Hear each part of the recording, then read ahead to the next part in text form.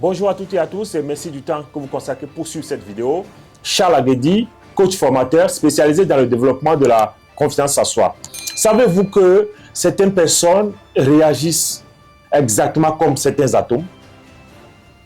Aujourd'hui, je vais vous montrer comment la générosité n'est pas seulement une qualité morale, mais répond à une loi scientifique, à une loi chimique, celle des atomes.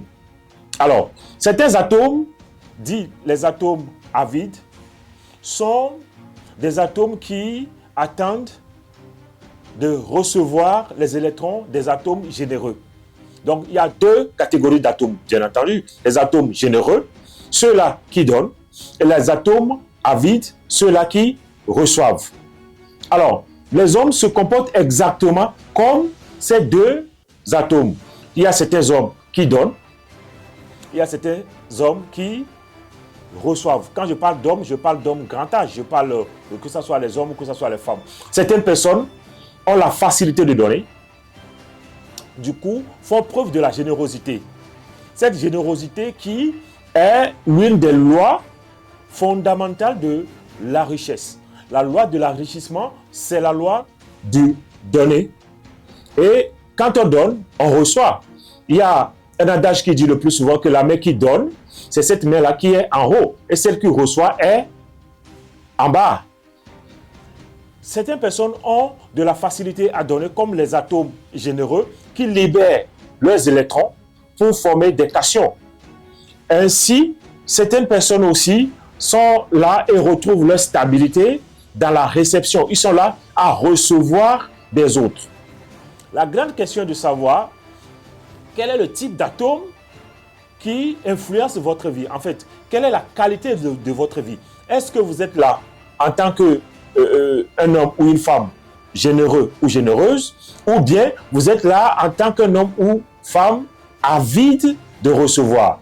Il y a des gens qui pensent qu'ils sont plus intelligents que les autres, ils vont profiter des autres, ils vont recevoir du temps des autres, de l'attention des autres, de l'argent des autres, des compétences, des expertises des autres, sans pour autant apporter quoi que ce soit. Eh bien, ces personnes-là ne s'enrichissent pas.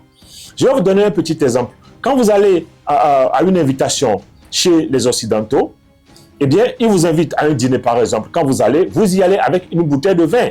C'est pour dire, je participe aussi. Et ça rentre dans le développement de votre habit, si vous voulez. Des gens sont très, très, très sensibles aux besoins des autres. Il y a certaines personnes qui sont très sensibles aux besoins des autres. Et c'est quand ils donnent qu'ils se sentent à l'aise. C'est quand ils donnent qu'ils sentent leur raison d'être. Ce sont des gens qui donnent, généralement sans arrière-pensée. Ils donnent sans entendre quoi que ce soit de retour. Ils donnent pour créer un lien, ils donnent pour créer une harmonie, ils donnent même pour créer une communauté. Et c'est des gens qui sont prêts à donner leur dernier centime aux autres, sans pour autant penser à ce qui se passera. Eh bien, le plus souvent, ces gens-là ne s'appauvrissent pas.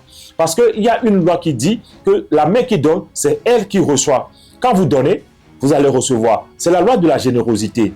Maintenant, quand on se base sur cette comparaison entre les êtres humains et les atomes, vous allez voir que des gens se comportent de façon peu recommandable. Cela a pour conséquence la création d'une méfiance. Voilà. Les gens deviennent méfiants par rapport à vous qui voulez chaque fois profiter sans pour autant participer à quoi que ce soit.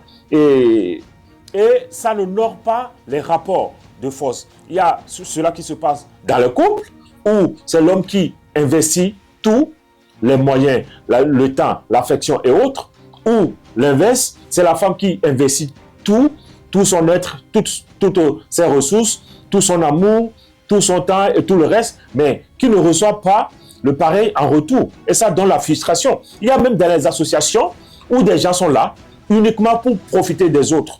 Ces gens-là, on peut les appeler des profiteurs, on peut les appeler des ça-profites.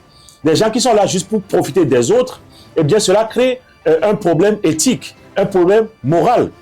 La leçon à tirer de ça, c'est que les atomes, eux, réagissent suite à une fatalité chimique.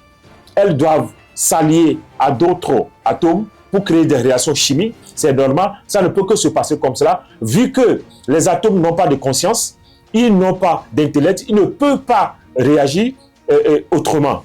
Par contre, les êtres humains qui sont dotés d'une intelligence, ils peuvent revoir leur comportement et dire, ah, on a une telle organisation, je vais profiter de cette organisation, mais il faut que j'apporte quelque chose. Il faut que je mette aussi la main à la pâte pour la réussite de cet événement. Il faut que je participe en donnant mes compétences. Il faut que je participe en donnant de l'argent. Il faut que je participe en mettant mon temps à disposition du projet ou du programme. Il faut que je participe en mettant à disposition de ce qu'on veut faire, mes ressources relationnelles. Tout cela contribue donc à la part d'action que vous menez dans un projet, au lieu de rester dans votre coin et de vouloir profiter des autres. Alors, si cette vidéo vous a touché, likez et dites dans les commentaires désormais si vous voulez être un atome avide qui ne fait que recevoir, ou vous voulez être un atome généreux, celle qui donne, celle qui s'enrichit, celle qui avance, celle qui évolue. Être généreux, c'est possible, tout est possible et ça commence maintenant.